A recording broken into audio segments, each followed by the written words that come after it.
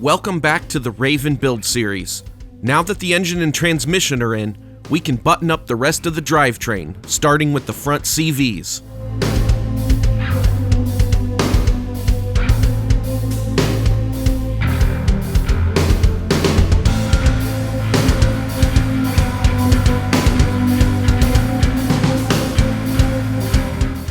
Okay, so we got the slave cylinder on, we've got this on, we've got the front suspension finally all buttoned up, everything's torqued, it has a suspension.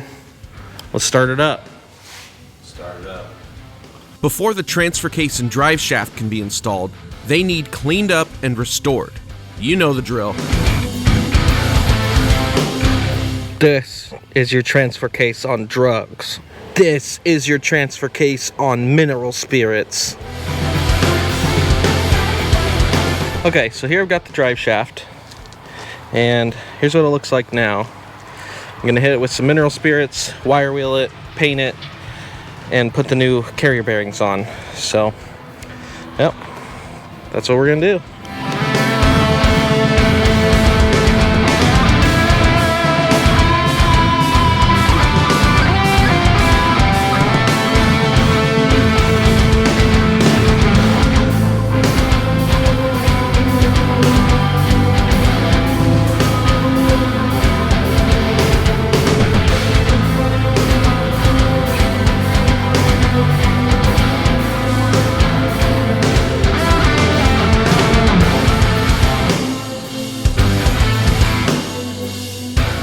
All right, there it is, finished up.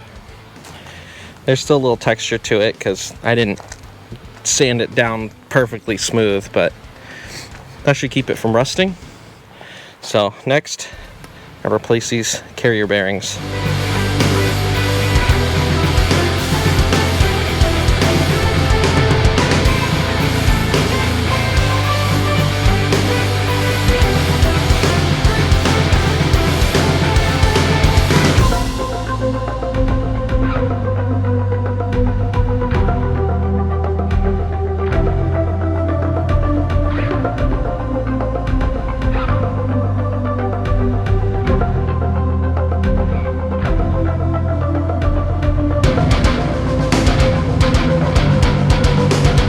The new carrier bearings are the street kit from JXB Performance. The directions on their website make this installation a breeze. Now we can install the drive shaft.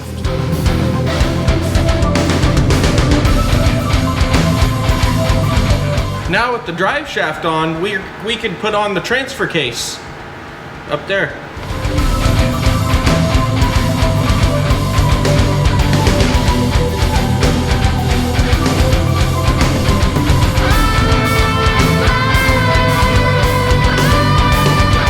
Here's where we're at.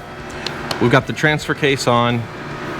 We've got the front CVs in.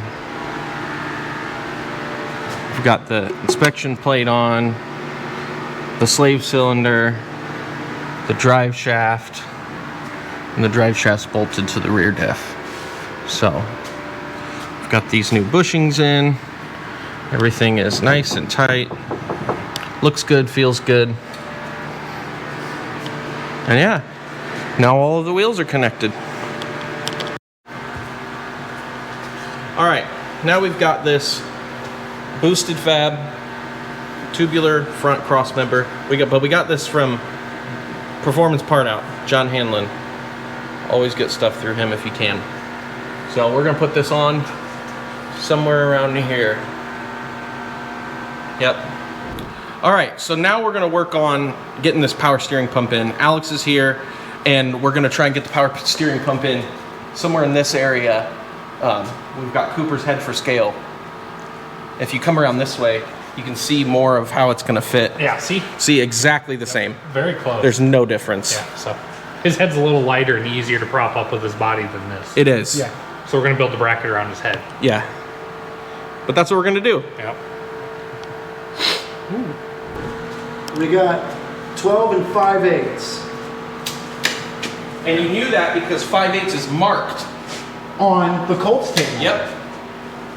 So does it say it? Yes. Oh. It made me look smart in the moment. Oh. We'll hold that on. Wheel do. Yeah, 12 and 5/8 is down from. Yeah. Okay. Do you need me to stand there for scale? Do you You need- got a random piece of wire. You want me to move this? Yeah. Couple. Are you gonna use gravity? Well, Gravity's your best scale. that is like 13. Oh, okay. So that's pretty good. So you gotta think you're gonna have inner liners and stuff probably. Yeah, I did. So look, that's 12 and 5/8 to the edge of the tire. Correct. We got a bumper that comes forward another, let's say 3 inches. You probably don't want to see the pump through your. No, you're right. The pumper through the bumper. You're right. Do I need to move this? I think we need to move that. That's Okay. a lot easier to move to like there. Yeah, I could There. turn it up sideways and put it there. What goes here? Nothing. This, but this isn't gonna be. I'm gonna take this off. Oh. I'm gonna take the plastic thing off. And Yeah, if we could use that tie it whole up. area. We may have to have the pump as I mean, far you- forward as we can. Might be able to put it That's in. that's absolutely fine. Like Now- this controller can go like anywhere. Yeah, it's pretty modular. Yeah, and we can't go too high because Yeah. the fittings need to. Yeah, you know. Oh, that's not too high. Maybe this flat with the inside? Like go just a touch? Well, this. Well, it's at a downward angle. I was thinking just like maybe here. Okay.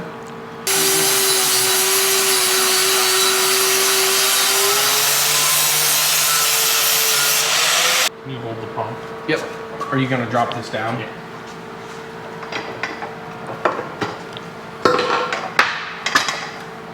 Oh, now you're gonna support the bracket. Suck it in.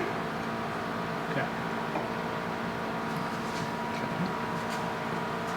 I like it. There's like just enough room here for this too. Yeah, it's like it was made to be there. You need to see the finished this on the Vista. It looks factory. Fuck. Hey, he killed it. Moving a lot while he's... I appreciate it. See? Thank you. This is wow. Teamwork makes dream work. No. Okay, so here's where we're at with the power steering bracket. This bottom piece is from the Volvo. We didn't end up using that on Snoopy, so or the Vista. But yeah, so we've got it mounted up here and back here. These are both factory bolt hole locations, and right now we're just making this third mounting location to hold this corner up, and it'll be solid. And this thing's not gonna be going anywhere. So I've got it. Alex finished welding this up, and then I sandblasted it and powder coated it so it matches this. I also went ahead and painted this with some plastic paint just because it was so yellow, like so yellow. Now it's black. And I've got this. This adapts to 6AN, so I can have AN lines on this. So yeah, now I'm gonna put it all together, and then I'll put it up on the car, and you'll see. Before we get too far on the power steering, the wiring for the car needs addressed. The plan is to repurpose the ABS power wiring for the power steering pump, so we might as well get the whole harness ready. Let's start with power distribution. We're going to relocate the fuse box to the front fender area. We're also going to relocate the battery to the trunk, and we're going to relocate the alternator to the rear of the engine and convert to a GM alternator. This calls for a complete overhaul of the power distribution system. There are a few modifications we're doing to the fuse box. We're going to remove the old feeds from the battery and alternator and install a 4-gauge wire in its place. Then we're going to make it so the fog lights can be turned on regardless of the headlights. The last thing is to rewire the fan relays so they both come on full when the ECU would call for low on the radiator fan. Since these are aftermarket fans and AC is deleted, this modification will make both fans function as the main radiator fan. Okay, so we think we've got it all figured out. Basically, the fuse box is gonna go here. Here's where our positive wire is gonna come out. This is a grommet. This was actually the front cross member bolt bushings.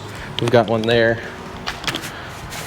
And right there, that's how we're gonna get the wire through to over here. And we've got the new wire that's gonna come from the battery up to in here, and we pulled out the alternator fuse, and then ran a jumper from this side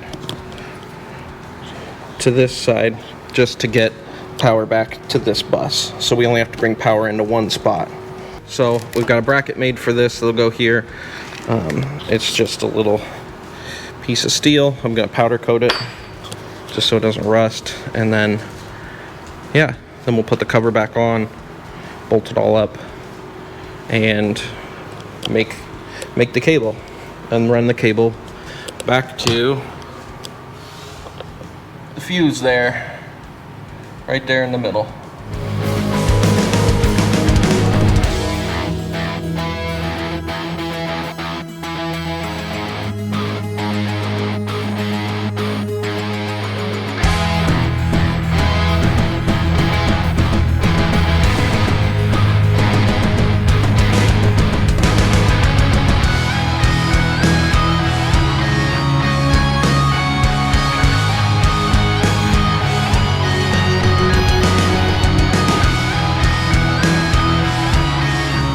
Alright, I've got my battery cables here. It's hard to see, but I ran them through the car and got the lengths, and then cut them, and then brought them back out, and now I'm going to put ends on them, and then I'll fish them back through. And then I'll kind of, yeah, I'll show you once that's run through, but it's all cramped in there, and it's hard to see. So, yep, let's put some ends on these. Yes, I know they're all black, even the positive, but I'll put a red shrink on the positive, at least on the back side, not in the engine bay. No red in the engine bay. No. After doing some math, decided to go with this breaker off the battery positive. It's a 150 amp because yeah, the starter pulls can pull 100 amps. Okay, so here is the power distribution finished. I've got my positive and negative coming through the firewall here, and the positive goes, well, actually it goes here to the starter lug, and then from the starter lug to there, and then from there it goes into the fuse box. On the other side of this fuse goes to the alternator, and then I've got ground coming back from the battery to this lug on the firewall, and then from the lug on the firewall down here to the starter, right there. So I tested my grounds everywhere, and from the firewall to the head, I've got great connection, and I've tested it everywhere. It's good. And then I taped it all up so it wasn't just a bunch of wiry mess. Yeah, I'm pretty happy with it. Now, let's see, I'll show you what we did in the back. So the wires come in, and they go underneath here, and they come up in here, and this is a little service loop, which is good. And then it'll grab here, and then I'll make another cable from here to the battery. That'll give me a good ground at the back here, but the positive comes up and goes to this side of the breaker, just like that. So then it'll go from this side of the breaker up to the battery, which will be right there. So that's what it is. Pretty good. Can't just stop there. The engine harness needs some love and modifications too. We'll do as much as we can before everything is installed. Most of the work will be deleting things. The small list is AC, cruise control, all emissions, the injector resistor, the PTU, MAF, security, and more. The rest of the work will be converting to coil-on-plug ignition, speed density, and the 1G cam angle sensor for the 6-bolt block I'm using, as well as my best attempt at a wire tuck.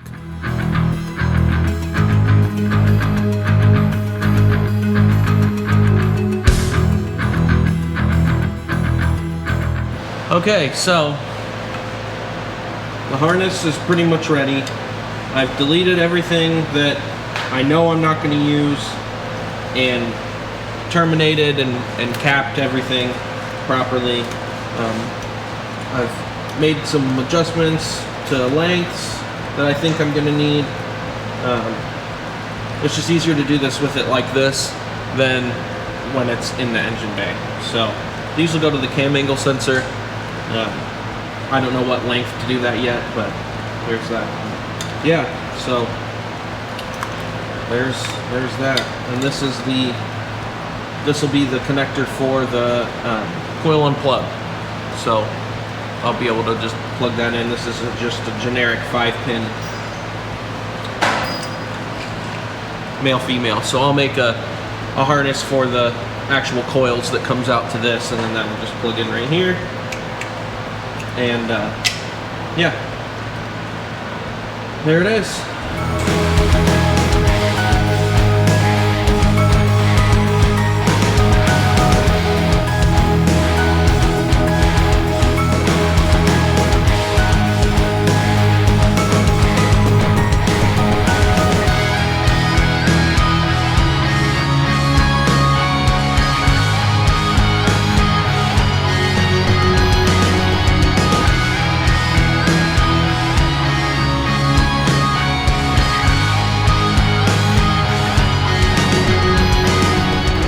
Okay, so this is how we've got the positive wire coming in. We've got this grommet, which we showed, but yeah, I just wanted to show how it is through the fuse box. And now we'll put the back cover on. Now we can get the ABS and old alternator parts of the harness all cleaned up and ready for the power steering pump wiring.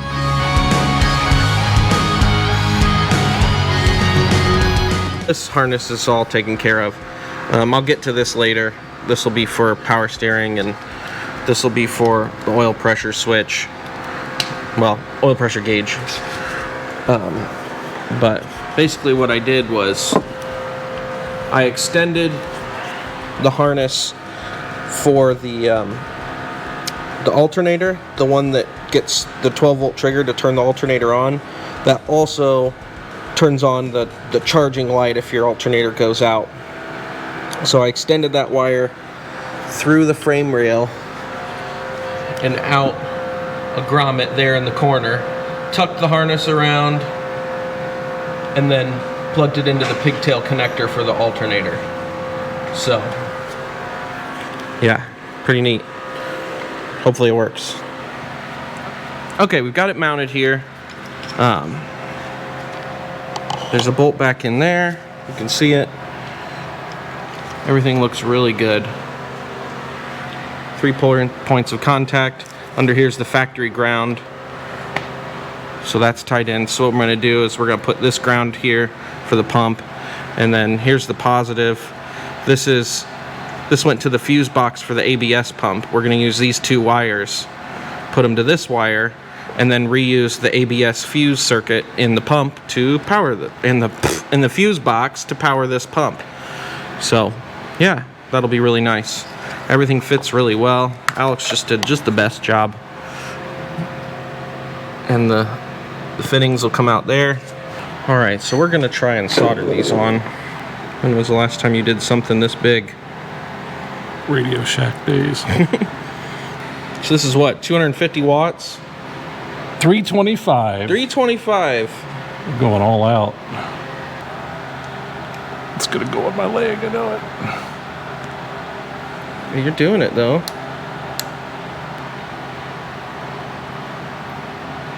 Where does it go? Everywhere. There, that's probably good, right? I'm gonna get the other side a little. Okay. All right, there it is. We've got power, we've got the trigger wire.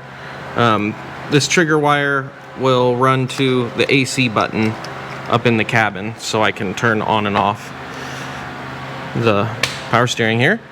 But yeah, this is not going anywhere, and it's not going anywhere. Okay, so I finished the lines. You can see right there where they come out of the pump. They go across together. Up over here, I've got them tied up on the wheel well.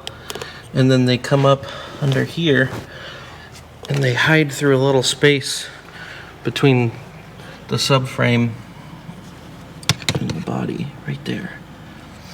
And they come around and go to the rack right there. Got a little organizer on them there. Yeah. So, pretty happy with that. Nice and direct, out of the way. Should be good.